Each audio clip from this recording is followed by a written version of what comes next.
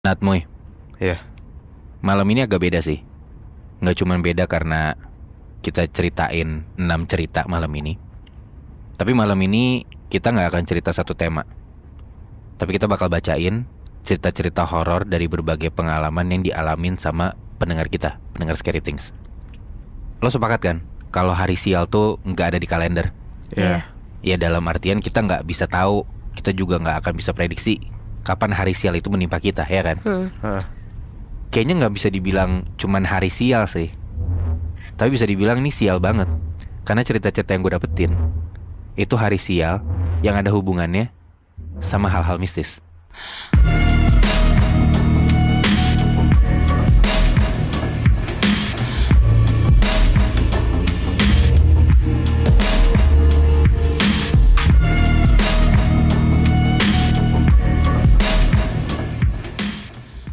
Jadi kejadian ini dialamin sama cowok namanya Idan. Oke. Nah, kejadian ini dialamin waktu pas Idan masih kecil ya. Pas masih kecil, di masjid rumahnya Idan itu ada kegiatan kayak peringatan Maulid Nabi gitu lebih. Nah, biasanya dia tuh ngaji di sana. Awal ceritanya di masjid tempat biasa dia ngaji tuh bakalan diadain acara buat peringatan Maulid Nabi. Nah, di situ semua anak-anak yang biasa ngaji tuh dipilih sama Pak Ustadz buat ngisi kayak acaranya gitu loh dan ditampilin. Oke. Ada kayak hafalan surat pendek, doa-doa sehari-hari segala macam gitulah. Nah, tapi karena Idan kecapean dan pengen pulang, akhirnya tuh dia milih buat kabur dan dia tuh nggak mau ikut persiapan atau nggak ikut gladi resiknya lah. Dan Idan tuh biar nggak ketahuan sama Pak Ustadz, dia kabur lewat pintu belakang masjid. Nah, FYI, pintu belakang masjid itu tuh terhubung sama komplek perumahan yang emang terkenal banget sepi kalau udah maghrib. Nah, pun juga Idan harus muter tuh ke rumahnya kalau misalnya lewatin komplek itu. Nah, semua warga tuh bahkan katanya di komplek itu tuh lebih milih diem di rumah dan gak ada satupun anak muda yang nongkrong waktu pas maghrib-maghrib. Oh, karena saking sepi dan serem mungkin ya? Iya, mungkin. Nah, tapi Idan mikir kayak kalau misalnya gue balik lewat pintu masjid depan, kan deket tuh ke jalannya, ke rumahnya. Cuman takutnya ketahuan sama Pak Ustadz kan. Mau gak mau dia milih lah, akhirnya dia pakai pintu belakang. Begitu dia mulai masuk dan ngelewatin komplek itu, di situ tuh keadaannya tuh lumayan gelap dan yang tadi gue bilang Nat, sepi banget tuh komplek ya. Dan pencahayaannya pun juga katanya cuman dibantu sama lampu-lampu dari rumah komplek itu. Lo bayang tuh seserem apa berarti kan? Nah, pas Idan mau ngelewatin satu rumah di belokan, tiba-tiba dari balkon atas rumah itu, si Idan ngeliat tuh keluar cewek pakai baju merah, rambutnya panjang selutut, nunduk. Tapi cewek yang Idan lihat jalannya melayang. Di situ tuh Idan langsung ngeliat kayak dari bawah dari jalanan ya. Dan si cewek itu tuh kayak diem aja, si cewek baju merah itu di atas balkon. Selama beberapa saat cewek itu diem. Akhirnya tiba-tiba cewek itu nengok ke arah Idan. Idan akhirnya bisa ngeliat jelas banget muka cewek ini tuh putih tapi rata Nat. Gak ada matanya, gak ada hidungnya, gak ada mulutnya, bener-bener rata gitu. Anjir. Nah, cewek itu nengok ke arah Idan. Terus gak lama tiba-tiba cewek itu masuk ke dalam aja, masuk ke dalam balkonnya lagi tuh.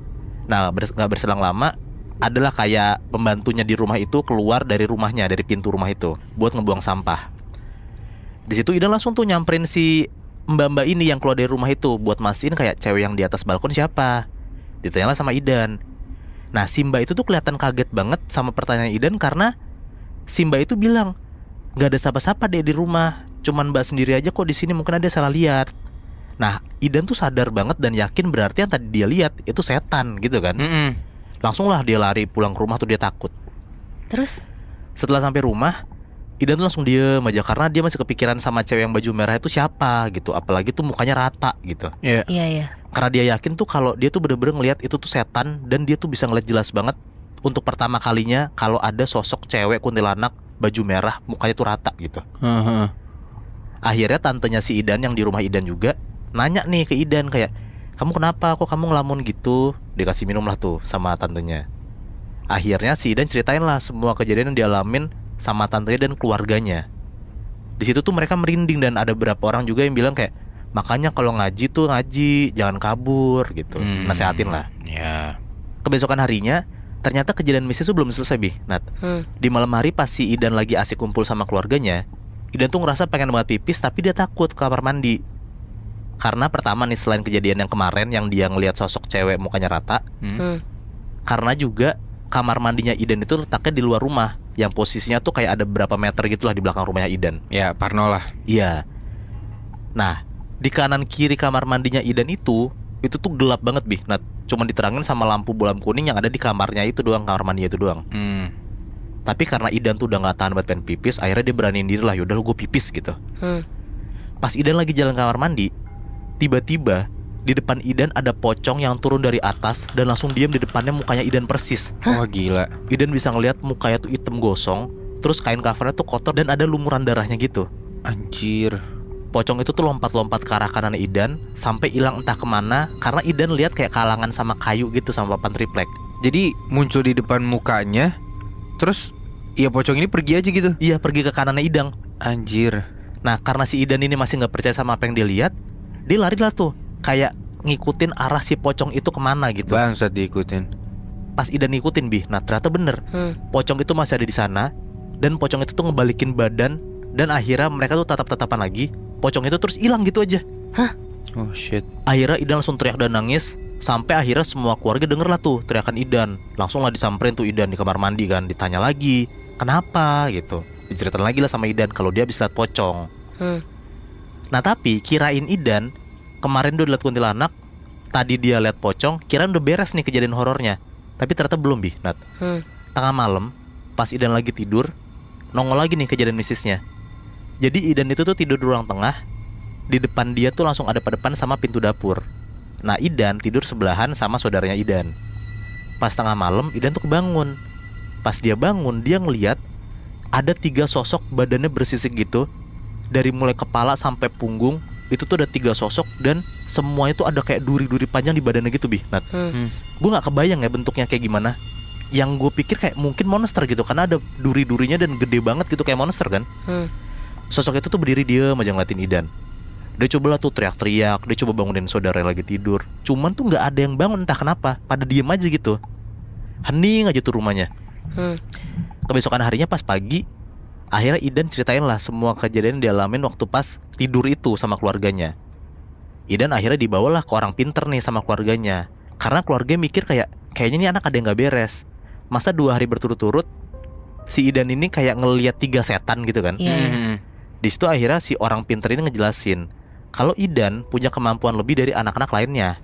Nah dia tuh nanya lah ke keluarga dan ke Idan, kayak ini nih mau dibiarin atau ditutup nih bakat si Idan ini. Tapi kalaupun ditutup, kata si orang pinter ini juga gak akan sesempurna itu. Karena ternyata pada dasarnya keluarganya Idan itu tuh emang ada leluhur-leluhurnya yang punya kemampuan bisa ngeliat makhluk halus kayak gitu. Dan turunlah ke Idan. Jadi pun kalau misalnya mau ditutup, ya bakatnya pun juga one day bakalan nongol lagi, bakalan bisa ngeliat setan lagi. Iya. Nah akhirnya Idan dan keluarga milih buat nutup bakat itulah. Tapi ya kayak yang lu bilang kan, gak bisa ditutup full. Iya. Kayak gimana ya, apakah menurut lu aja sih Muy, gue yakin dia juga gak nyeritain jelas kan. Iya. Masih bisa ngerasain atau bahkan masih bisa muncul tuh depan mukanya persis. Menurut gua kayaknya udah gak kayak face to face gitu. Karena kan walaupun dia punya bakat dan ditutup, mungkin bisa jadi ya, kata si orang pintar ini kan bakalan ada lagi nih. Mungkin cuma bisa ngerasain menurut gua ya. Kalau sampai udah ditutup tapi tetap bisa tiba-tiba muncul depan muka dia, anjing, males juga sih. Asli.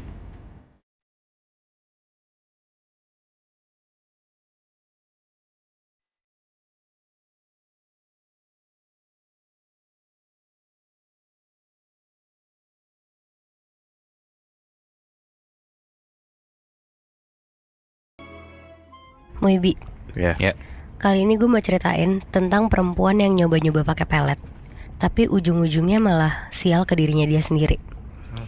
Ini yang ngalamin pendengar Scary Things, kita sebut aja namanya Nara. Kejadian ini tahun 2013 awal, waktu Nara baru lulus SD. Dan pas lulus SD, Nara tuh belum tahu mau lanjutin SMP-nya di mana. Waktu itu kebetulan barengan sama adiknya mau masuk SD. Nah, karena orang tuanya terlalu fokus sama adiknya, akhirnya si Nara tuh kayak terlantar gitu, belum tahu mau masuk SMP mana. Karena telat daftar, orang tuanya Nara tuh muter otak buat mindahin Nara ke kampung. Karena katanya pendaftaran di sana tuh belum tutup. Nara awalnya nggak mau, tapi akhirnya setelah dibujuk sepupu-sepupunya, Nara pindah sekolah ke kampungnya di Sumbar. di bagian pedesaan yang lumayan terpencil, dan di desa ini tuh masih banyak hal-hal mistis. Di sini nih awal mula kejadiannya. Waktu itu Nara udah kelas 2 SMP. Dia tinggal di sana sama neneknya. Jadi waktu itu Nara mau ke rumah sepupunya, sore-sore naik motor. Akses ke rumah sepupunya ini tuh pasti ngelewatin tongkrongan cowok-cowok desanya Nara. Nah pas si Nara lewat, dia diteriakin gitu. Terus ada suara berisik gitu kayak, Rian, dia lewat tuh Rian. Dan Rian di situ senyum-senyum gitu. BTW si Rian ini tuh satu desa sama Nara dan 1 tahun di atas Nara. Nara di situ kaget banget karena nggak kenal sama Rian, tapi dia tuh cuma tahu kalau Rian tuh orang kaya di desanya. Akhirnya setiap kali Nara lewat tongkrongan itu, Nara selalu dicie-ciein sama teman-temannya. Makin lama makin dicomblangin tuh sama teman-temannya. Nara yang awalnya nggak suka, jadi suka sama si Rian. Dan ternyata neneknya si Nara tuh tahu rumor Nara dicomblangin. Terus si neneknya Nara tuh nanya, kamu beneran suka? Si Nara bilang, iya aku suka. Terus beberapa hari kemudian, pas Nara lagi bantuin neneknya bersih-bersih rumah, neneknya tuh ngasih kayak satu buku kecil gitu, segede telapak tangan. Isinya tuh tulisan, berantakan tapi masih bisa dibaca. Nara nanya sama neneknya, ini buku apa? Katanya, itu tuh buku mantra, kayak semacam pelet gitu, tapi lebih ringan dari pelet. Kalau pelet kan harus ke dukun. Nah ini tuh bisa praktek sendiri. Yang gak punya ilmu pun masih bisa pakai. Terus si Nara awalnya tuh ragu karena denger pelet kan. Tapi nenek tuh yakin kalau itu tuh gak apa-apa, yang penting jangan asal-asalan pakainya. Nah dalam buku itu ada beberapa mantra dari yang efeknya kecil sampai besar. Nara tuh di situ lupa isinya apa aja, tapi yang dia inget ada namanya Tonuang Tunjuak. Itu tuh gunanya untuk pemikat. Nah si neneknya nyaranin Nara untuk pakai si Tonuang Tunjuak ini. Awalnya Nara tuh nggak mau karena nggak minat juga lah pakai pelet gitu. Cuma karena dia penasaran, akhirnya dia nyobain sendiri. Di situ dia mikir, paling nggak bakal mempan, orang dia juga nggak punya ilmu apa-apa. Terus Nara nanyalah sama neneknya cara pakainya. Si nenek ngejelasin nih cara makainya. Jadi pas orang yang dia mau itu lewat, kita tuh harus bacain mantranya sambil ngelus-ngelus batang hidung pakai jari telunjuk. Dan di akhir mantranya disebutin tuh nama yang dituju. Neneknya Nara ngingetin untuk jangan sembarangan pakai. Kalau udah kasih ke satu orang, ya udah orang itu aja yang dikasih, jangan sembarangan. Karena katanya mantranya tuh kuat. Beberapa kali Nara coba, hasilnya tuh nggak ada reaksi apa-apa. Sama aja tuh kayak biasa, teman-temannya masih nyomblangin dia. Tapi yang anehnya, makin hari malah Nara yang makin kecintaan sama si Rian ini. Sampai-sampai satu desa Nara tuh tahu kalau si Nara tuh suka sama Rian. Bahkan orang tuanya Rian juga tahu tuh kalau si Nara suka sama Rian. Karena di situ si Nara ngerasa mantra yang gak mempan, dia berhenti nih pakai mantra itu ke Rian. Terus udah tuh dia hidup kayak biasanya. Sampai akhirnya pas si Rian lulus SMP, kan si Rian beda 1 tahun kan sama Nara. Nara dengar berita nih kalau dia tuh sekolah keluar dari desa. Si Riannya. Betul. Tapi nggak tahu kenapa si Nara nih makin kecintaan lagi sama si Rian. Pokoknya selama dia sekolah di luar itu, si Nara tuh selalu mantengin sosmed Rian, kayak kangen terus sama Rian. Padahal pacaran juga enggak Muibi. Dan pas Nara lulus SMP, orang tuanya nyuruh balik lagi tuh ke kota. Tapi teman-teman desanya Nara ini minta Nara buat tetap di kampung karena katanya Rian tuh bakal balik lagi ke desa. Tapi akhirnya si Nara pindahlah SMA-nya ke kota dan Rian balik lagi tuh ke desa. Selama Nara di kota, dia benar-benar selalu kepikiran sama Rian. Kangen, terus makin hari kayak makin sayang, makin cinta. Dan singkat cerita, pas dia naik kelas 11, dia mulai nyoba-nyoba tuh buat pacaran. Terus Nara ketemu sama cowok, kakak senior 2 tahun di atas dia. Terus akhirnya seniornya deketin dia, kita sebut aja namanya Dio. Beberapa bulan PDKT, Dio nembak Nara tapi gak diterima. Tahu gak karena apa? Karena si Nara ngerasa dia tuh selingkuh dari Rian. Tapi Dio di sini ngertiin Nara banget. Dia mau deket sama Nara dulu. Kalau dilihat pakai mata, si Dio nih baik banget, dia royal, dia sering ngasih Nara hadiah, dan kalau dilihat-lihat tipenya Nara banget. Tapi nggak tahu kenapa si Nara lama-lama risih banget nih sama si Dio. Dia jadi benar-benar nggak suka karena selama ini dia cuma mikirin kalau tiba-tiba si Rian datang. Dan beberapa bulan kemudian, akhirnya ibunya Nara nih mau pergi ruqyah. Di situ Nara nemenin. Tapi nggak tahu kenapa si Nara ini pengen banget diruqyah juga karena ngerasa ada yang aneh dalam diri dia. Terus diruqyah lah. Ustadznya nih lagi baca-bacain Al-Quran. Di sini Nara ngerasa sakit banget kayak ditusuk-tusuk gitu. Terus ustadznya tuh nanya, umur berapa kamu? Nara jawab, 17 ustadz. Terus kata ustadznya, kamu kena nih. Nara di situ heran, terus nanya, kena apa? Kata ustadznya, kamu kena pelet cowok. Di situ satu badan Nara tuh kaku banget. Dia bener-bener kaget banget, takut. Terus dia nanya, siapa orangnya? Terus ustadznya bilang, coba kamu tunjukin foto cowok yang lagi deket sama kamu. Dia langsung buka HP-nya, terus nunjukin fotonya Dio tuh, kakak kelasnya dia. Nah, tapi pas abis dibaca-bacain ayat gitu, nggak bereaksi apa-apa. Terus Nara di situ langsung nunjukin lah fotonya Rian. Dan di situ Nara tuh langsung kesakitan banget dan ustadznya tuh bilang, nah dia nih yang kasih kamu pelet. Wah, plot twist. Kan tadinya si Nara kan? Bener. Nah di situ sepanjang perjalanan pulang Nara bener-bener mikir, apa jangan-jangan mungkin si Rian tuh tahu kalau misalkan Nara tuh ngasih dia pelet, terus dia balikin ke si Nara nih. Oh shit. Dan akhirnya di situ beberapa kali lah si Nara diruqyah buat ngilangin pelet itu. Alhamdulillahnya si Nara lepas lah dari pelet itu, dia bener-bener move on. Dan gak lama si Nara balik lagi ke desa buat ngambil barang-barang yang belum kebawa semuanya ke kota. Dan untungnya di situ Rian posisinya udah punya pacar. Jadi Nara pun udah nggak gimana-gimana sama Rian. Iya benar, dia udah move on karena diruqyah berkali-kali. Yang gue kaget tuh dia pakai pelet dari SMP, anjing, gila ya. Itu Iya. gila sih. Dan disuruh sama neneknya. Sadis. Gokil.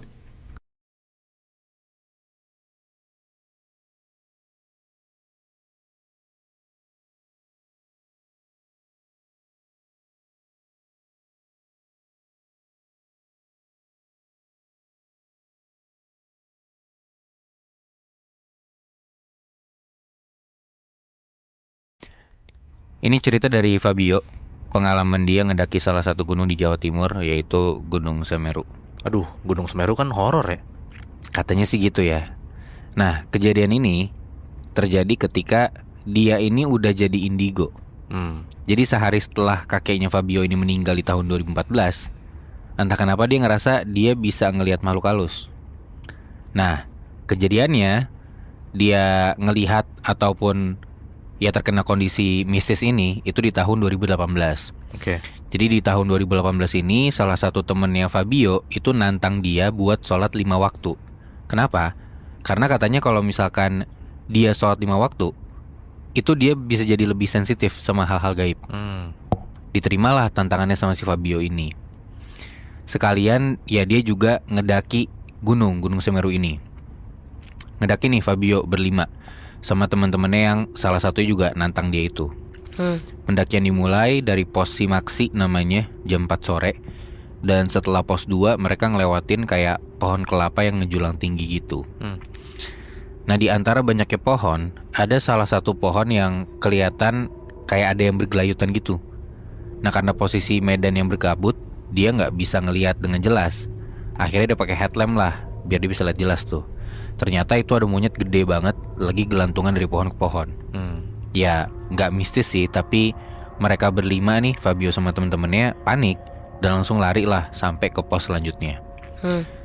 Setelah mereka berlima istirahat di pos, lanjut lagi lah ngedaki. Nah di sini ada hal aneh nih Nat, Moy. Di pinggir jalur yang mereka lewatin ada rumput liar sekitar 50 cm gitu tingginya. Nah Fabio ngeliat ada hal aneh, gerak-gerak di dalam rumput dan kayak ngikutin mereka gitu. Fabio kaget lah. Pas dia deketin, ternyata lo tau nggak? Itu ada setengah muka manusia di balik rumput itu. Ih, bangsat. Muka manusia tapi cuma setengah doang. Nah, karena yang ngelihat cuma Fabio, nggak dia hirauin lah. Maksudnya kayak, yaudah, gue nggak usah kasih tau teman-teman gue deh. Gue ngelihat aja nih, jalanlah terus dia. Sekitar jam 5.30 mereka sampai di jembatan merah dan pakai jas hujan karena cuaca mulai hujan. Sambil pakai jas hujan itu, Fabio ngelihat ke sekitar. Dan ada di satu pohon gede, dia ngelihat sosok kuntilanak merah lagi melayang. Gila banyak banget ya. Ini baru 2, Moy. Wow. Fabio coba baca-baca surat pendek yang dia bisa lah, dan pikirannya mulai nggak karuan tuh di situ. Setelah Fabio dan teman-teman yang beres pakai jas hujan, mereka lanjut jalan lagi lah. Hari udah mulai gelap tuh. Dan mereka sampai nih di Ranu Kumbolo 1. Nah, di sini kelihatan cuman ada satu tenda nih. Mereka datang terus mereka lihat, oh, ada satu tenda di Ranu Kumbolo 1 ini. Tanpa mikir panjang, mereka bangun tenda di situ, di depan tenda yang mereka lihat. Udah selesai gitu ya, bangun tenda. Teman-temannya Fabio pada tidur karena mungkin capek, tapi Fabio ini nggak bisa tidur. Makanya dia cuma nyeduh kopi aja di situ. Sampai jam 3 pagi nih, Fabio belum tidur. Dia keluar dari tenda. Lu tau nggak? Ternyata tenda yang ada di dekat mereka itu udah hilang. Lah, padahal ya harusnya kalau misalkan orang-orang pada cabut beresin tenda segala macam kedengeran dong. Iya. Gerasak kerusuk kan pasti. Nah, ini nggak ada suara apa-apa. Lagi-lagi Fabio nggak mau ngasih tau temen-temennya, dia masuk aja lah ke dalam buat istirahat. Mereka berlima lanjut pendakian di jam 8 pagi dan bangun tenda lagi di Ranu Kumbolo 2. Di sana mereka bikin kopi, santai di tepi danau Ranu Kumbolo gitu ya. Pas lagi asik-asiknya nih, Fabio ngelihat ada sepasang pengantin gitu. Hah? Tapi munculnya dari permukaan danau. Gila kan? Kaget lah tuh dia. Dia mundur pelan-pelan. Tiba-tiba ada satu temannya Fabio itu negor dari belakang, kayak woi gitu. Terus dan tiba-tiba juga sosok pengantin yang di depannya Fabio ini hilang. Wah, setan berarti itu dong. Udah pasti. Ya, siapa juga ada pengantin yang ada di gunung gitu, ngapain kan? Fast forward ke malam nih ya, pas mau tidur, Fabio tuh tiba-tiba kebangun buat pipis. Dia pipis lah di bawah pohon. Dan pas dia pipis itu, dia ngelihat ada sesuatu warnanya putih panjang di samping pohon yang gak jauh dari tempat dia pipis itu. Kelihatannya kayak kain, manjang ke bawah. Dan ternyata itu pocong. Mampus. Karena udah banyak banget nih kejadian aneh yang dilihat sama Fabio, dia jadi gak fokus tuh dan terpaksa buat turun dan gak mau lagi lanjutin pendakian. Nah, waktu udah sampai pos Simaksi, Fabio nyuruh temen-temennya buat nunggu aja di pos itu karena lagi-lagi dia mau pipis. Nah, di sini nih, ini kejadian paling sial yang dialamin sama Fabio. Jadi setelah pipis, Fabio ini ngelewatin di antara pohon kembar gitu. Dia ngelewatin tengah-tengahnya. Yang mana pohon kembar ini berhadapan dan seketika dia tuh ngelihat teman-temannya udah nggak ada di pos Simaksi. Dia cari-cari di sekitar situ, nggak ketemu-temu temen-temennya. Sampai nggak jauh dari pos itu ada seorang bapak-bapak itu lagi bakar sampah. Posisinya bapak ini munggungin Fabio. Disamperin lah sama Fabio. Dia tanya, lihat nggak temen-temennya dia ada di sekitar situ? Si bapak ini nengok ke arah Fabio, ternyata mukanya pucet Nat, Moy. Waduh. Bapak ini cuma nunjuk ke arah seberang, terus dia ngomong pakai logat Jawa halus gitu. Katanya, kalau kamu mau tahu teman-temanmu, kamu bisa tanya sama orang yang ada di rumah itu. Sambil nunjuk rumahnya. Fabio bingung, kenapa bapak ini nunjuk ke arah rumah itu. Tapi ya udahlah, dia beraniin diri aja buat datang ke rumah yang ditunjuk itu. Rumahnya tuh kayak rumah zaman dulu yang terbuat dari bambu gitu ya. Dan sesampai di rumah itu, Fabio ngelihat ada seorang nenek tua pakai ciput. Dan dandanannya kayak orang zaman dulu itu. Si nenek ini lagi kayak nyaring padi gitu loh. Nyaring padi, nyaring beras gitu ya. Dia beraniin diri, dia tanyalah ke nenek itu, "Nek, lihat teman-teman saya nggak?" Dia ngomong gitu. Si nenek ini juga posisinya ngebelakangin Fabio. Pas nenek ini nengok ke dia, sama, mukanya juga pucat Nat, Moy. Nenek ini bilang, "Kalau kamu pengen ngelihat teman-teman kamu bisa tanya ke orang yang ada di pasar." Lah, sambil si nenek ini nunjuk ke arah pasar yang kelihatannya rame gitu. Nah, Fabio bilang terima kasih lah. Dan ya kebingungan juga, tapi udahlah diikutin aja karena dia nggak tahu arah sama sekali kan. Dia nggak tahu juga selain ngikutin arahan dari orang-orang ini, dia bisa ngelakuin apa juga dia ya nggak bisa gitu kan. Jalanlah dia ke arah pasar itu. Sampai di pasar, dia ngelihat orang yang ada di dekat pos tadi, si bapak-bapak itu. Udah takut, panik, gak tahu mau ngapain lagi. Fabio mohon-mohon lah ke si bapak ini, minta ditemuin sama temen-temennya. Tapi si bapak ini ngomong hal yang sama, Nat, Moy. Kalau kamu mau lihat teman-teman kamu, tanya sama orang yang ada di rumah itu, sambil nunjuk ke arah rumah di seberang. Rumah yang tadi. Kok jadi kayak dioper-oper gitu ya? Sampai sini lu tahu kan Fabio sebenarnya ada di mana kan? Iya. Dia udah disasarin. Itu Fabio takut banget Nat, Moy, nggak tahu arah juga harus kemana. Dan di situ rasanya hari itu cepet banget. Setelah Fabio sampai di rumah itu untuk kedua kalinya, hari yang tadinya malam ke pagi siang itu udah malam lagi. Wow. Dan cuman ada nenek tua itu lagi ngelakuin aktivitas yang sama Nat, Moy. Lagi nyaring beras, nyaring padi gitu. Pas Fabio nanya, si nenek-nenek jawab, "Hari udah malam, Mas. Mending nginep di rumah saya dulu. Nanti pagi diantar untuk ketemu sama teman-teman Mas oleh suami saya." Kata gitu. Intinya gitulah pakai bahasa Jawa ya. Dan dengan berat hati dan rasa panik juga, Fabio ngeiyain lah untuk nginep di rumah nenek-nenek tua itu. Setelah Fabio masuk ke dalam rumahnya, dia ngeliat suami sama anaknya si nenek ini logatnya tuh aneh. Karena anaknya si nenek ini itu ngegeleng-gelengin kepalanya terus-terusan. Tatapannya juga tajam banget ke Fabio. Fabio disuguhin teh sama singkong sama suaminya si nenek ini. Dia makan dan minum, ternyata rasanya tuh hambar.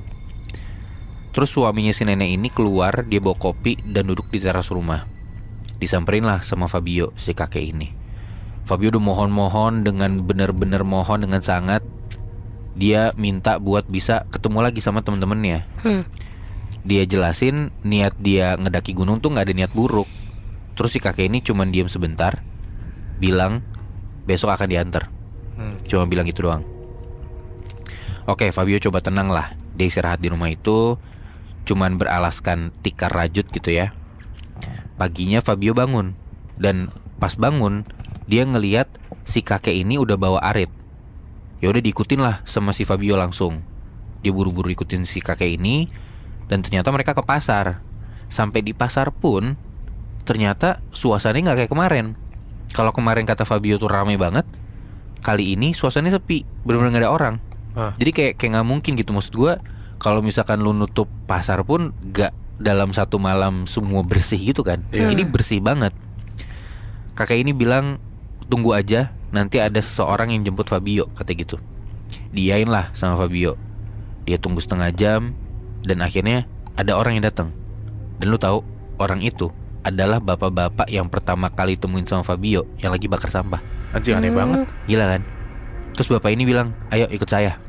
Udah, lagi-lagi karena Fabio gak tahu mau ngapain, dia pasrah, dia ikutlah sama si bapak ini. Dia ikut kemanapun si bapak ini pergi. Akhirnya Fabio dibawa ke tempat awal, tempat dimana dia pipis, dekat pohon itu. Fabio sampai bingung, bener-bener bingung. Sampai dia baru sadar kalau bapak yang nganter dia itu gak ada, hilang gitu aja. Dia pun ngeliat teman-temannya dengan keheranan gitu ya. Dan teman-temannya ada di pos itu untungnya. Dia samperin nih teman-temannya. Sampai salah satu temennya ada yang marah. Lu ngapain aja sih? Lama banget kencing doang di situ sampai 2 jam. Kata gitu. Wah, Fabio heran dong. Karena dia ngerasa udah hampir 2 hari dia di situ. Dia udah 2 hari hilang gitu nyariin teman-temannya kan. Dengan tatapan kosong, Fabio gak ngehirauin pertanyaan teman-temannya. Dia langsung lah duduk di pos. Dan itu pengalaman yang bisa dibilang sial, gak bisa dilupain banget sama Fabio. Sampai dia mikir, apa dia salah ya nerima tantangan dari temennya. Ya gue jadi mikir kayak gitu. Ini mungkin omongan gue rada sensitif ya. Apakah karena dia nerima tantangan temennya yang sholat 5 waktu plus ke gunung, jadi dia apesnya sial tuh sial banget anjir. Iya, gak tahu gimana maksudnya. Apakah memang niat sholat jadinya buruk karena niatnya gak baik gitu ya. Iya mungkin.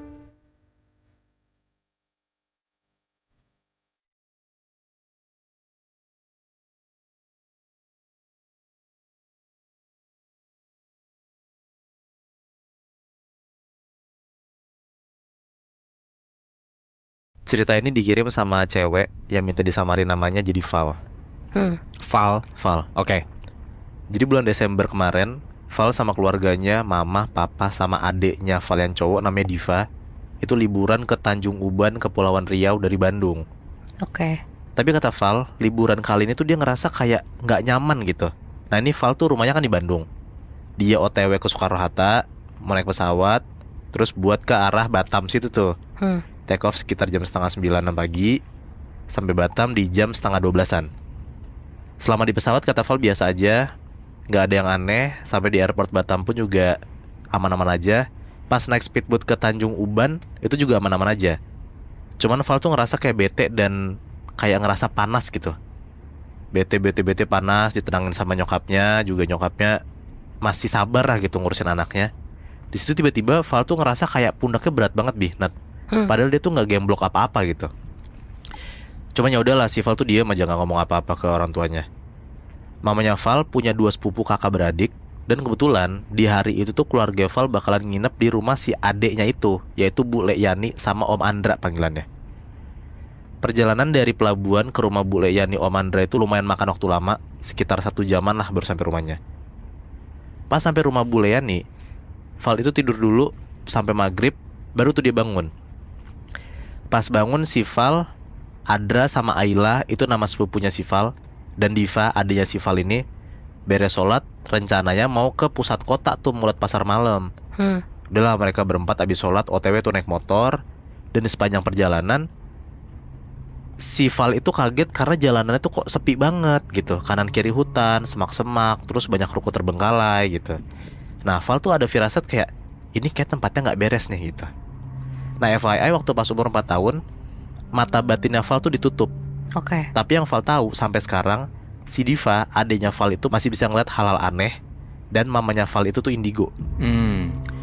Udah singkat cerita, Val baru berani bilang lah ke Adra, ke sepupunya nih waktu pas mereka udah sampai pasar malam. Dibilang kayak, Dra, jalanan tadi emang gelap ya, aku merinding gak berani lihat kemana-mana pas perjalanan. Nah Adra bilang kayak, wajar mbak, di sana kan tempat banyak kecelakaan. Lagian di sana kan gelap, terus orang-orang naik motor juga sambil pada nggak tahu tuh aturannya. Udah mah nggak apa, nggak usah dipikirin gitu. Di situ Val diem aja, dia nggak berani lah tuh bahas sampai rumah. Udah tuh mereka main di pasar malam, beres itu mereka pulang sampai rumah. Tiba-tiba si Ayla nih cerita ke mamanya Val. Dia bilang kayak gini, ibu-ibu tahu nggak? Tadi Ayla tuh lihat cewek bu, lidahnya panjang banget kayak anjing. Wah. Terus rambutnya panjang. Dia tuh ngikutin kita bu sampai rumah. Tapi aku diem aja. Nanti Mas Diva ngebut kalau aku kasih tahu. Kan nanti malah celaka ya bu gitu. Sesantai itu ngomongnya. Polos ya, apa polos ya? Polos iya. Oh. Nah di situ tuh Val dengernya kaget banget Nat. Dia tuh mikir kayak anjing, waktu pas gue OTW Bandung, firasat gue udah nggak enak nih. Ternyata bener gitu. Besok sorenya Ibu Lucy tuh datang ke Tanjung Pinang. Nah Ibu Lucy ini itu tuh kakaknya si Bu Leyani yang punya rumah ini nih. Datang ke Tanjung Uban sama si kembar dan Angga sepupunya Val buat jemput Val sekaligus ngajak Val sama keluarga tuh nginep di Tanjung Pinang. Tanjung Pinang tuh rumahnya si Ibu Lucy, si kembar dan Angga itu tuh anaknya dia. Keberangkatan ke Tanjung Pinang tuh nggak ada yang aneh, berjalan biasa aja, normal-normal aja. Mereka sampai Tanjung Pinang tuh sekitar jam 6-an sore. Nah di situ tuh kayak Ibu Lucy tuh ngomel-ngomel tuh. Ibu Lucy tuh panggilannya. Ayo semua mandi cepetan, ibu mau ngobrol. Ayo mandi gitu. Nah semuanya mandi kecuali Val. Val tuh mandi paling terakhir karena dia tuh capek banget Nat. Udah tuh dia istirahat dulu, rebahan dulu. Saudaranya sepupunya pada mandi, baru tuh Val mandi terakhir. Nah Ibu Lucy ini punya 2 kamar mandi atas sama kamar mandi lantai bawah. Nah kamarnya Val itu tuh ada di atas, sebelahan sama kamarnya Kiran sama Kak Tika. Mereka tuh sepupunya si Val juga. Pas Val mandi, dia tuh ngerasa merinding banget Nat. Dia ngerasa kayak diliatin dari atap gitu. Soalnya tuh atap kamar mandinya si Ibu Lucy tuh bolong di pojokan gitu. Langsung tuh dia ngerasa ada yang gak beres, buru-buru mandi terus lanjut tidur. Besok paginya mamanya Val, Ibu Lucy sama Diva itu tuh ngobrol di balkon. Mamanya Val nanya nih ke Ibu Lucy, Lucy di rumah kamu tuh ada anak kecil ya, ada 2 gitu. Nah si Ibu Lucy jawab, lo anak kecilnya kan cuma si kembar, siapa lagi anaknya itu kan. Enggak Lus, tadi pas aku ngomong sama Diva itu tuh mau didorong ke depan sama anak kecil. Yang satu kepalanya dibungkus sama kresek, yang satu lagi rambutnya jabrik. Nah Ibu Lucy kaget banget karena kayak setelah 14 tahun dia tinggal di sana, dia tuh nggak pernah ngerasain hal-hal aneh gitu. Mamanya si Val nebak lagi, sebelah rumah kamu tuh kosong ya? Ya udah lama gak ditempatin, cuma jadi gudang doang, kata si ibu. Tiba-tiba Angga datang nih bareng Katika, anaknya. Mah, dulu tuh pernah ada tau mah hantu di sebelah rumah kita. Kayak ada api-api gitu terbang melayang, takut banget. Nah mamanya Val kaget dengernya. Terus udah tuh setelahnya masih biasa aja dan gak ada yang bikin Val heran lagi. Cuman denger cerita doang gitu kan. Malam harinya sekitar jam 1 pagi, mamanya Val tuh kebelet kencing. Nah waktu pas si mamanya Val buka pintu kamar mandi, dia kaget banget karena di pojokan kamar mandi itu tuh ada kayak kakek yang diem aja kayak matung gitu. Mamanya Val tuh merinding banget tuh. Udah tuh akhirnya dia diem aja, mamanya Val gak ngomong sama siapa.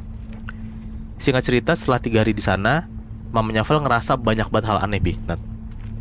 Mamanya Val bilang dia tuh ngelihat sosok perempuan mukanya meleot gitu, kayak sebelah doang terus hancur, keluar dari koleksi Gucci-nya Ibu Lucy. Terus waktu pas mamanya Val lagi nyuci baju ya, mamanya Val nih ngelihat juga ada sosok perempuan, posisinya tuh lagi ngebelakangin si mamanya Val kayak lagi pakai kerudung gitu. Nah malam sebelum Val itu pulang ke rumah Bu Leyani lagi, pintu kamarnya si Val itu tuh kebuka tiba-tiba. Padahal kata si Val, dia tuh udah kayak ngeganjelnya tuh pakai tong sampah yang gede gitu. Udah diganjel kebuka. Val kesel banget, dia ganjel tuh pakai semua barang kayak kurak gitu, kenceng tuh. Mamanya Val kebangun lah di situ. Mamanya Val nyamperin Val, dia bilang kayak, kakak kunci pintunya aja, nggak usah diganjel. Kalau kamu ganjel nanti dibuka terus. Nah di situ Val nggak ngerti kayak dibuka terus tuh apa maksudnya. Berarti kan ada orang yang sengaja buka dong gitu. Tapi Val tuh diem aja. Dia kayak mikir ya udah mending gue tidur gitu. Udah dia berusaha positive thinking terus tidur tuh akhirnya. Besok paginya akhirnya tuh si Val pulang tuh ke Tanjung Uban, ke rumah sepupunya satu lagi tuh, ke rumah tantenya. Nah di situ akhirnya mamanya Val baru cerita kalau pintu semalam itu tuh kebuka karena didorong-dorong sama sosok perempuan yang mukanya hancur yang dilihat sama mamanya itu. Nah sekali lagi Val cuma bisa diem aja kayak gak nyangka kalau dia tuh gangguin sama setan. Siang harinya mereka sampai ke Bu Leyani, udah nyampe ke Tanjung Uban. Mamanya Val akhirnya cerita lagi tuh semua kejadian di rumahnya Ibu Lucy. Katanya kalau emang bener lobang di kamar mandi lantai atas itu tuh ternyata rumah dalam tanda kutip ya, buat seluruh sosok yang ada di rumah Ibu Lucy. Dan sosok perempuan muka hancur tadi pun juga ngikutin Val dan keluarganya pulang sampai Tanjung Uban. Anjing. Nah caranya tuh si sosok cewek yang mukanya hancur ini tuh nempel di mobil Bi. Nah si mamanya Val tuh bisa ngeliat, tapi mamanya Val tuh diem aja gitu. Dan dari situ akhirnya Val tuh udah gak pernah lagi mau tidur ataupun nginep di rumah ibunya Lucy yang ada di Tanjung Pinang. Terus si makhluk-makhluk yang ikut ke rumahnya gimana? Mungkin abis itu tuh hilang ya, karena setelah itu diceritanya dia udah gak cerita lagi tuh waktu pas dia pulang ke Bandung gimana. Tapi menurut gue kayaknya abis dia pulang ke rumahnya ke Bandung gak digangguin lagi sih. Sial banget sih itu.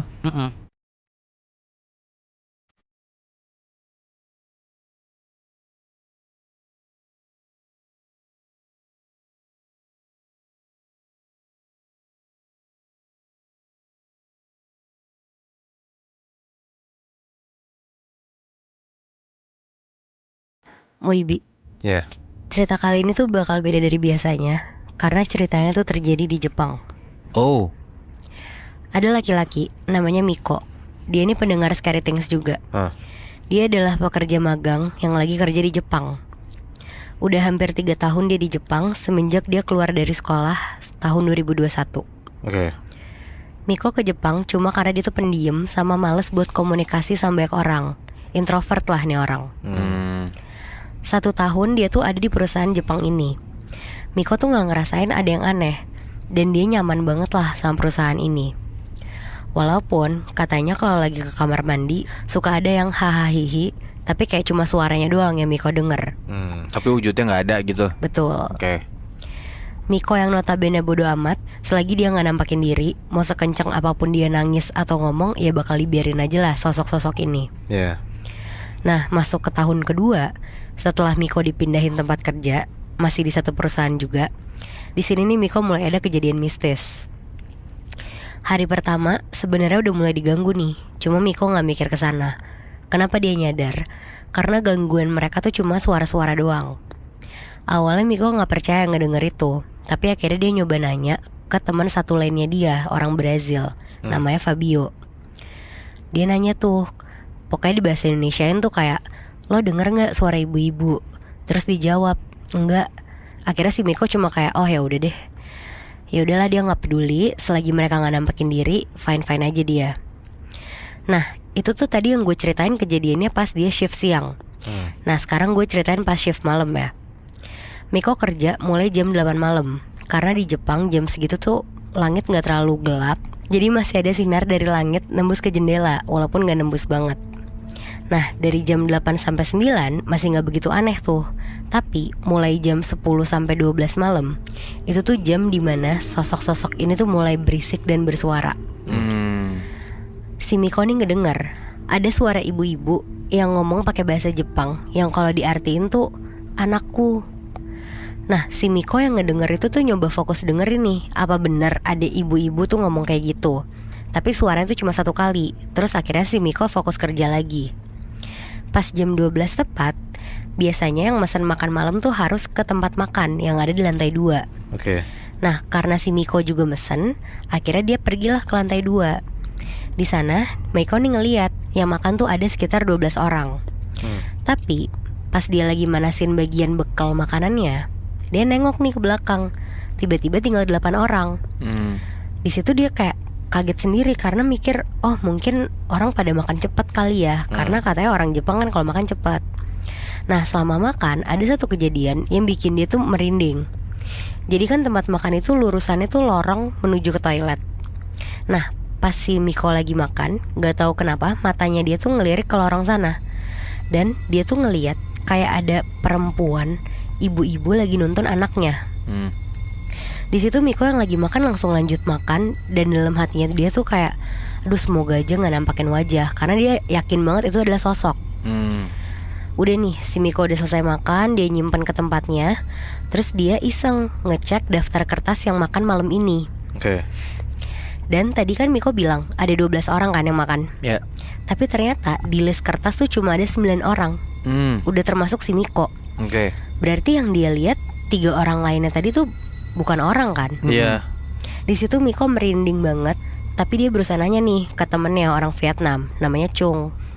Dia nanya, yang kalau diartiin pakai bahasa Indonesia, tadi berapa orang yang ada di sini? Dia jawab, cuma 9 orang. Nah setelah dia nanya kayak gitu, ada bapak-bapak orang Jepang umur 45 tahun. Dia bilang katanya tuh gak apa-apa kalau apa yang tadi Miko lihat nih emang bener. Oh berarti posisinya dia tahu Miko ngeliat 12 orang gitu. Betul. Oke.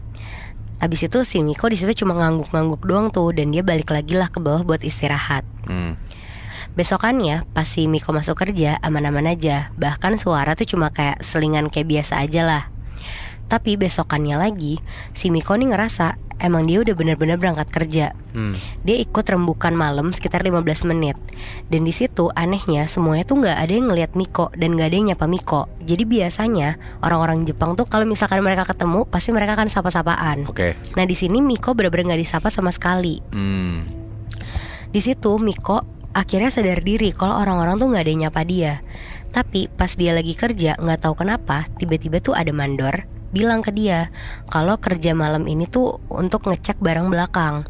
Akhirnya ya udah dia ke belakang, dan kata mandornya ini sendiri aja kerjanya nggak apa-apa ya. Dijawab lah, oke nggak apa-apa. Dia kerja ngecek barang biasanya, dan di sana kan gudang ya. Di situ tuh Miko ngelihat ada yang lari-larian, dan ternyata itu anak kecil. Dia berusaha buat nguatin diri tuh. Oke kalau dia muncul gue bakal merem nih. Terus habis itu gak tahu kenapa matanya si Miko nih gak merem, dan sosok ini tuh nampakin diri. Dan dengan santainya si anak kecil ini tuh bilang konbawa, yang artinya selamat malam. Jujur di situ si Miko takut banget, jadi dia akhirnya kabur. Dan anehnya pas dia keluar pintu gudang, itu tuh nembus lagi ke pintu gudangnya. Jadi tuh pas dia buka harusnya beda ruangan, tapi ini ruangan itu lagi. Kayak diputer-puter. Betul. Nah di situ Miko baca-baca doa lah sebisa dia. Dan di situ dia juga ngomong, jangan ganggu gue nggak akan ganggu kalian. Tapi malah dijawab nih sama sosok itu, ayo main, kamu udah masuk. Di situ dalam hatinya dia, hah masuk maksudnya gimana? Ya ternyata si Miko ini udah di alam mereka. Anjir. Dan kalian masih ingat kan tadi yang Miko bilang mandornya dia tuh nyuruh dia kerja di belakang? Iya. Itu ternyata tuh sebenarnya jelmaan mereka. Anjing. Gak ada mandor dia sama sekali. Kayak disesatin gitu berarti ya? Bener. Di situ si Miko bener-bener geleng-geleng kepala, udah bingung banget mau gimana, dan dia tuh berusaha ngeyakinin diri kalau itu mimpi atau bukan. Nah di situ ada ibu-ibu lagi tuh, lagi gandeng anaknya, muncul tuh setelah ngeliat si Miko. Terus si ibu-ibu itu tuh bilang, yang artinya tuh bodoh. Pokoknya si Miko di situ dikata-katain bodoh lah sama si ibu-ibu itu. Si Miko di situ nggak ngerti kenapa dia dikatain bodoh, dia bingung lah, dia pengen keluar lah pokoknya dari dunia ini. Nah setelah si Miko terus-terusan ngomong, mau lo apa, gue bakal bantu. Mereka tuh cuma bilang, jangan nyerah, kita semua temen. Aneh banget ya. Pokoknya di situ si Miko cuma bilang, iya kita temen, Nah setelah dari situ akhirnya si Miko merem tuh. Dan pas dia buka mata, tiba-tiba dia tuh ada di tempat makan. Kayak pas hari ketiga dia makan itu. Dan dia lagi buru-buru ke bawah itu. Iya. Terus semuanya yang satu tempat kerja sama dia tuh kaget banget. Kenapa dia baru datang setelah jam 10. Dan itu berarti si Miko telat 2 jam kan. Dan di situ Miko yang gak mau perpanjang ngomongan, dia cuma bilang, maaf ya ketiduran. Anjir, harusnya dia ngaku aja ya kalau di tempat dia kerja tuh ada setannya anjir. Tapi kan kayaknya yang bisa ngelihat itu cuma Miko sama bapak-bapak yang itu kan, Moy. Iya Mungkin dia sih. gak mau nakut-nakutin juga. Tapi apes banget ya dia pindah dari Indo ke Jepang tuh niatnya baik loh. Malah Iya. diganggu setan.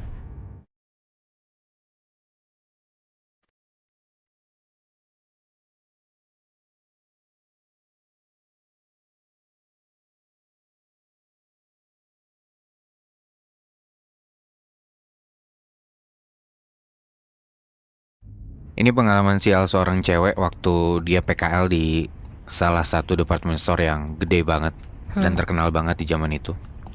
Dan dia ini PKL di salah satu cabang yang ada di daerah Bogor, sekitar tahun 2016-an. Oke. Si cewek ini minta namanya disamarin, jadi gue samarin namanya jadi Tina ya. Jadi Tina ini PKL di department store itu, dan dia ngekos di daerah deket tempat PKL-nya, yaitu di daerah Bogor Kota. Nah kosannya Tina ini, di depannya itu ada patung King Kong gede banget. Itu ciri-ciri si kosannya ya. Oke. Jadi si Tina ini ngekos, itu ada 6 orang sama temen-temennya, anak-anak PKL semua. Dan mereka ambil 2 kamar. Jadi satu kamar isinya 3 orang, ya kan, 6 bagi 2. Oke. Dan pas udah mau 1 bulan nih, mereka PKL di situ. Kebetulan si Tina ini sama teman lainnya beda shift. Jadi si Tina ini dapat shift siang, si teman-teman yang lain dapat shift pagi. Sedangkan ada 1 orang temennya Tina yang lain itu dapat shift siang juga, tapi beda kamar sama dia. Iya.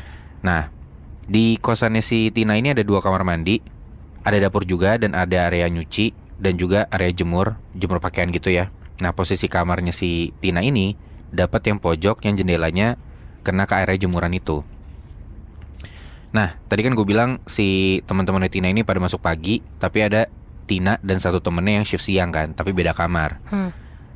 Nah, si Tina ini singkat cerita jam setengah 12 siang dia keluar mau buang sampah ke depan gerbang. Terus dia ngecek temennya. Nah, dia ngeliat si temennya ini, dia buka nih pintu kamar temennya. Dia lihat temennya itu lagi tidur selimutan. Karena ya udah mereka masuk kerja jam 2, mungkin dia masih tidur kali. Ya udah deh, si Tina balik lagi ke kamarnya. Gak lama, beberapa menit kemudian Tina ngedenger ada yang buka gerbang kosannya dia. Yaudah dia keluar lah, dia lihat siapa tuh yang masuk ke dalam gerbang kosan. Karena dia ngerasa, oh semua yang ada di kosan ini lagi kerja dari pagi, cuman dia dan temennya doang nih yang ada di kosan itu, dan mereka dapat shift siang. Dan ternyata lu tau nggak, Nat, Moy, yang datang itu adalah temennya dia yang tadinya tidur. Lah, jadi yang temennya tidur nih yang beda kamar, sebut aja namanya Rena ya. Ternyata orang yang masuk gerbang itu Rena. Hah? berarti yang dilihat itu bukan Rena dong. Itu dia. Kaget dong si Tina kan ngeliat kayak gitu. Dia langsung tanya ke Rena, "Ren, lu dari mana? Bukannya lu tidur ya? Gue ngecek lo barusan lu tidur di dalam kasur gitu ya, selimutan gitu." Terus Rena bilang, "Tidur? Gue dari jam setengah 11 keluar cari makan sama cowok gue jemput. Dan gue sempet ke kamar lu ngetok-ketok tapi gak ada yang jawab. Gue coba buka malah dikunci. Dan gue gak lihat sendal lu di depan kamar gitu." Oke. Si Tina juga bingung. Hah? Gue ada di kamar kok. Dari anak-anak berangkat pagi gue di kamar gak kemana-mana. Dan gue tidur pun itu baru jam 10 gue bangun. Serius lu? Tapi sumpah gak ada sama sekali. Itu sendal lu juga gue gak lihat. Serius Ren, kata si Tina. Bentar, lu keluar jam setengah 11 ya? Terus yang gue lihat siapa tuh? Pas jam setengah 12 pas gue buang sampah, gue kamar lu, gue ngecek tuh siapa? Terus kata Rena, ya ngaco, siapa yang tidur? Orang pintu kamarnya gue kunci. Nah, gimana dia bisa masuk kan? Ya mereka pokoknya cekcok lah segala macem. Akhirnya mereka datang nih ke kamar si Rena. Yaudah kita masuk deh ke kosan gue, ke kamar gue. Nih gue kunci nih padahal gue bawa. Akhirnya mereka ke depan pintu, bener kayak harus dijegrek dulu pakai kunci gitu. Emang beneran dikunci kamarnya. Seketika si Tina langsung diem dan dia bingung. Tuh kata Rena, bener kan gak ada siapa-siapa, lu halu deh. Terus Rena ngalihin pembicaraan, kayak ngalihin pikirannya si Tina. Yaudah kita siap-siap aja deh berangkat jam 1-an, sekalian ngasih kunci ke anak-anak. Udahlah, singkat cerita kejadian itu nggak dibilang sama Tina ke teman-temannya karena dia takut nanti teman-temannya juga keikutan takut. Iya. Dia takut teman-temannya juga kepikiran gitu lah. Udah tuh sampai beberapa hari kemudian, udah 1 bulan lebih mereka ngekos di situ. Akhirnya dari 6 orang ini 4 orang milih buat nggak ngekos karena mereka lebih sering diantar jemput sama pacar mereka untuk pulang pergi itulah. Iya. Akhirnya ngekos di situ. Dari pertemanan mereka itu cuman ada si Tina 1 kamar sendiri dan 1 kamar yang lain. Ada namanya Nur, sebut aja ya. Oke. Nah, selama mereka berdua ngekos di situ masih biasa-biasa aja. Sampai ada satu kejadian nih, malam-malam sekitar jam 10-an malam. Karena si Tina ini masuk shift pagi, dia udah selesai gitu ya shiftnya. Pas di jam 10-an malam itu dia duduk-duduk lah di halaman kos. Di situ kayak ada kursi balek yang menghadap ke jalanan dan ngadep ke patung King Kong itu juga yang ada di depan kosannya dia. Dia santai di situ dan gerbang kos tuh kekunci dan masing-masing orang tuh megang kunci gerbang kos. Jadi nggak cuman si Tina dan Nur doang yang ngekos di situ, Natmoy. Ada orang-orang lain juga tapi ya beda tempat kerja lah sama si Tina ini. Kenal juga. Cuman nggak satu peer group aja kayak yang sebelumnya. Oke. Udah sekitar 20 menitan si Tina duduk di situ. Ada salah satu kakak kos itu ya, maksudnya nggak kos itu tapi lebih tua gitu. Ada si Teteh. Nah, si Teteh ini kosannya tuh kamarnya di tengah-tengah di antara kamarnya mereka. Sebut aja namanya Teh Kiki ya. Nah, anehnya begitu si Teh Kiki ini masuk lewat gerbang, ngelewatin si Tina, si Teh Kiki ini gak biasanya dia gak nyapa dan gak senyum. Mukanya pun pucat dan dingin banget. Kata si Tina kayak gitu. Dipanggilin pun sama Tina gak noleh-noleh, langsung jalan aja ke dalam. Ya udahlah, Tina mikir positif aja, mungkin capek kali sama kerjaannya gitu ya. Udah, si Tina lanjut duduk-duduk di depan sambil nunggu temennya dia yang lain gitu ya. Ini Tina bilang di jam 23.10, kurang lebih sekitar jam segitu, temennya dia pulang nih, si Nur. Dan yang bikin Tina kaget adalah Nur ini pulang sama Teh Kiki Lah, aneh. yang tadinya dia lihat. Gokil kan? Iya. Jadi situ Tina kaget lah dan dia melotot seketika ngelihat temennya berdua datang tiba-tiba kayak gitu. Dua temen ini jalan ke arah Tina, terus nanya, "Kamu kenapa? Ada apa kok ngelihat kita pulang melotot gitu, kaget?" Terus Tina bangun dari duduknya dia dan dia bilang, "Teh Kiki, Teteh baru pulang?" "Iya, baru pulang nih, sama Nur tadi ketemu di gang." "Kenapa?" "Sumpah Teh, tadi aku gak salah lihat. Teteh itu pulang sekitar jam 10:30-an, pakai baju ini nih persis. Tapi muka Teteh tuh pucat. Aku panggil-panggil juga gak nyaut. Aku pikir Teteh capek banget." Terus kata Nur, "Hah, serius? Salah lihat kali. Mungkin Teh Iis, Teh yang lain gitu ya, maksudnya Teh Yanti." Karena emang 2 orang lain gitu di kosan itu juga. "Mungkin mereka kali yang pulang." "Iya, mungkin bukan aku kali deh yang pulang," kata si Teh Kiki gitu. "Sumpah Teh gak bohong sama sekali, bukan mereka," gitu intinya lah. Terus si Teh Kiki ya positif lah, "Ya kamu bangun tidur kali, jadi masih pusing, masih halu, rada ngantuk gitu." "Enggak Teh, sumpah," kata Tina gitu. "Enggak sama sekali, aku yakin itu tuh Teh Kiki sebenarnya." "Terus kalau misalkan bukan Teh Kiki siapa dong?" Teh Kiki ya mengalihkan lah, "Udah gak usah dipikirin, kamu halu, udah kita masuk deh, istirahat aja," kata gitu. Akhirnya masuklah mereka bertiga tuh. Setelah beberapa hari gak ada kejadian apa-apa, sampai akhirnya ada satu kejadian. Bukan di kosannya Tina, tapi di tempat kerjanya Tina. Oke. Jadi dia diminta satu shift barengan sama satu temennya itu, si Nur. Oke. Karena memang si Tina ini malas pulang sendiri ke kos, takut juga. Akhirnya dalam seminggu itu dia satu shift lah sama si Nur ini, tapi beda tempat kerja gitu ya, maksudnya areanya beda. Nah, pas mereka ini masuk shift siang di hari weekend, itu mereka tuh tiba-tiba lembur, pulang jam 11:30 malam, lebih malam dari biasanya karena ada barang-barang datang lah, jadi mereka harus lembur. Oke. Nah, singkat cerita, di tempat dia kerja ini ada kejadian yang menurut dia benar-benar di luar dugaan. Jadi ada satu karyawan tetap di sana, sebut aja namanya Teh Aci. Dia ini diminta buat dianterin sama Tina itu ke gudang store-nya dia. Nah, karena si Tina ini PKL-nya itu di bagian sepatu, akhirnya dia tahulah tempatnya di mana. Dan kalau si Tina bilang, jadi gudang sepatu itu raknya luas banget, raknya tinggi-tinggi, yang mana kalau misalkan emang pengen ngecek barang apa segala macem harus naik-naik ke atas gitu. harus ngambil mau model, ukuran, warna, lain-lain. Pokoknya agak ribet lah, pakai tangga apa segala macam gitu ya. Nah di situ Teh Aci sama si Tina ini ke gudang dan ke bagian pojok. Dan itu pertama kalinya dia tuh ke gudang pojokan selama dia PKL di situ. Nah si Teh Aci ini bilang ke Tina, "Dek maaf, tolong ambilin kotak yang ada di atas dong. Di situ ada laporan aku. Di situ ada 4 kotak. Cari-cari aja laporan yang ada nama aku." Kata si Teh Aci gitu. "Oke Teh, aku naik ya," kata Tina. Udah nih si Tina naik. Terus si Teh Aci ini jalan makin ke pojok. Dan Tina gak curiga apa-apa, kayak biasa aja gitu. Gak lama Tina nemu nih kotak yang isinya laporan atas nama Teh Aci ini. Dia turun, dia bawa kotak itu, dan dia pakai lagi sepatunya dia. Terus di situ dia ngelihat si Teh Aci ini berdiri di pojokan ngebelakangin Tina. Dia panggil-panggil, "Yuk Teh, udah nih," gitu. "Aku mau ke area tempat kerja aku lagi Teh." Terus dia panggil-panggil tuh, gak ngejawab sama sekali Nat, Moy. Dan si Teh Aci ini itu berdiri nunduk ngebelakangin Tina. Nah di situ Tina tuh punya feeling gak enak karena dia takut dia nggak nyamperin nih si Aci ini. Nah maksudnya nggak dia colek gitu. Akhirnya dia keluar. Terus dia kayak minta tolong dia panggilin karyawan-karyawan lain karena dia takut. Ditanya sama karyawan-karyawan lain, "Kenapa dek? Tina bilang, "Itu si Teh Aci, dia diem aja di pojokan nunduk di gudang." Sambil si Tina ini ngeselnya ngos-ngosan karena saking paniknya kan. Akhirnya beberapa karyawan laki-laki sama perempuan masuklah ke gudang itu, gudang sepatu.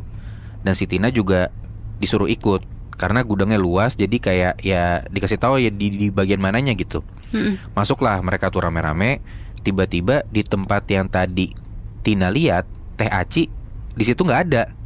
Teh Aci nggak ada di situ, hilang gitu. Nah apa ternyata dia ada di rak sepatu sebelah ujung, maksudnya deket Aci yang tempat tadi dia nyari-nyari laporan gitu. Dan ternyata Teh Aci ada di situ. Jadi si Teh Aci ini badannya itu ada di atas rak tergeletak. Aneh kan? Lu bayangin nih ada rak sepatu gede banget dan tinggi-tinggi banget. Tiba-tiba ada badan orang tergeletak di atas itu. Aneh banget anjir. Aneh kan? Akhirnya ada karyawan nih yang bener-bener bisa dibilang paham lah sama agama. Dan dia bilang, "Yaudah bantu semua tolong turunin nih badan si Teh Aci ini." Diturunin dari atas, diminta bawa ke musola karyawan aja. Dibawa si Teh Aci ini ke musola karyawan di bagian atas gitulah pokoknya. Dan baru banget sampai ke musola itu, tiba-tiba Teh Aci ini nangis-nangis jerit-jerit gitu. Kayak orang kesurupan. Dingajiin lah sama karyawan-karyawan lain, sama karyawan yang paham agama juga dipimpin gitu ya. Dan ternyata kenapa si Teh Aci ini bisa kesurupan, jadi dia itu sebelum ngajak si Tina itu ke gudang, sebelumnya dia udah ke gudang duluan dengan kondisi dia ganti pembalut di situ. Karena di WC karyawan tuh penuh antri. Jadi ya udahlah dia ganti pembalut tuh di gudang. Dan bekas pembalutnya ini dia taruh di tumpukan kardus sampah gudang. Dia bilang gitu.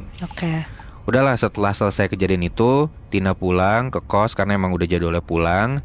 Terus dia jalan lah sama Nur, si temennya ini, teman satu kosannya. Dia ceritain loh, karena emang beda area kan, si Nur ini gak tahu. Dia cerita-cerita gitu ya, sambil mampir dulu ke warung dekat kosannya dia. Nah terus ada ibu-ibu yang ke warung juga bareng sama mereka berdua. Ditanya, "Baru pulang Neng?" "Iya Bu, baru pulang." Ibu-ibu nanya lagi, "Kerja di department store depan bukan Neng?" "Iya Bu." "Ini mau pulang ke kosan mana?" Terus dijawab sama Tina, "Itu Bu, kosan yang ada patung King Kong yang ada di sebelah sana." Terus ibu-ibu nanya, "Udah berapa lama emang ngekos di sana?" "Oh kita udah 2 bulan lebih Bu." Terus si ibunya bilang gini, "Loh serius? Kok kuat banget ngekos di situ? Emang gak serem? Gak ngerasa hal-hal aneh?" Kata ibunya gitu. Nur jawab, "Enggak kok Bu, maksudnya aneh-aneh gimana?" Nah baru si Tina ini mau jawab, dia mau bilang kayak iya sih ngerasa ada yang aneh gitu. Tapi Nur tuh langsung dia yang ngejawab sendiri. Dan si Tina tuh suruh tahan dulu, jangan jawab gitu. Terus kata ibu-ibunya, "Oh enggak kok, nanti kalau ada apa-apa kesini aja ke warung si ibu ini ya." Terus kata ibu warungnya juga, "Iya Neng kesini aja, jangan sungkan kalau ada apa-apa atau hal-hal apa gitu." Nah kata Nur, "Oh ya Bu makasih ya sebelumnya, udah nih belanjanya berapa." Mereka bayar segala macam terus pulang lah. Nah di jalan pulang, si Tina ini nanya ke Nur, kenapa kok lu nahan gue buat cerita? Karena kan emang kita ngerasa ada sesuatu yang aneh kan. Dan lu juga tahu gitu gue ngerasain hal yang aneh. Kata si Nur, udah skip aja, nanti takut lu dibilang halu sama si ibu-ibu warung ini. Ya udah, akhirnya mereka sampailah di depan kosan mereka. Nur buka gerbang, terus Nur bilang, lu kayak ngerasa gak enak banget gak sih pas kita masuk ke area kos? Si Tina bilang, iya gak enak banget, kayak tiba-tiba mual dan merinding ya. Kata Nur, iya bener, padahal tadi di jalan biasa-biasa aja. Nah mereka di situ belum masuk ke dalam, baru sampai balik tempat si Tina duduk itu, yang kalau misalkan mereka duduk diliatin sama patung King Kong gede. Nah kata Tina, yaudah duduk dulu lah di sini sambil buka sepatu, santai-santai dulu. Yang lain juga belum pada pulang kan, si teteh-teteh. Yaudah kata Nur, yaudah kita duduk sini dulu deh. Nah di situ Tina sama Nur itu duduk di depan kosan itu sekitar jam 12 malam. Karena area kosan itu nggak begitu sepi dan masih banyak yang lewat-lewat, jadi ya mereka ngerasa nggak takut lah kalau misalkan mereka duduk di luar, karena masih nggak sepi kan, rame gitu. Dan ternyata lu tau nggak, Nat, Moy, tiba-tiba ada suara cewek nangis dari dalam kosan mereka. Nah mereka kaget dong, mereka berdua. Mereka pikir itu salah satu teteh-teteh yang udah pulang dan nangis. Mereka larilah masuk ke dalam bareng-bareng gitu ya. Tapi ternyata semua pintu kamar kosan itu dikunci. Berarti artinya belum pada pulang dong. Sama sekali gak ada yang pulang. Itu by the way kosannya ada 7 kamar ya. Tapi suara tangisan itu kedengaran terus di saat semua kamar dikunci. Terus Nur bilang, orang yang belakang kali. Terus Tina bilang, enggak deh kayaknya, coba lihat aja ke area jemuran yuk, sambil kita ngeberaniin diri. Terus kata Nur, pegangan ya, yakin gak nih? Yakin yuk, bismillah deh. Walaupun dalam hati juga gak berhenti-berhenti baca ayat-ayat pendek tuh, si Tina bilang gitu. Akhirnya mereka berdua jalan dan buka pintu ke arah jemuran. Ternyata ada yang duduk di jemuran sambil nangis-nangis ngebelakangin mereka berdua. Rambutnya panjang dan penuh darah gitu dari rambutnya, Nat. Itu gak banyak kata-kata apapun yang keluar dari Nur, keluar dari Tina. Mereka benar-benar langsung lari keluar dari tempat jemuran itu. Dan ternyata pas mereka lari keluar, ada salah satu teteh yang udah pulang, namanya Teh Iis. Nabraklah mereka berdua tuh. Dia nanya, kalian kenapa, ada apa? Tina bilang, aku mau pulang teh, mau pindah kosan, takut banget. Terus Teh Iis bilang, udah jelasin pelan-pelan aja kenapa. Si Nur bilang, di jemuran itu ada cewek lagi duduk nangis ngebelakangin kami, ngebelakangin pintu gitu ya. Tapi rambutnya panjang dan banyak darah netes gitu dari rambutnya. Di situ si Teis kaget dan dia bilang, kalian kecapean kali, teteh di sini udah lama nggak ada apa-apa kok. Nah si Tina bilang, enggak teh, aku bahkan nggak cuman sekali 2 kali kayak gini, udah beberapa kali. Si Nur juga bilang, iya dia sering banget teh ngelihat si Tina ini.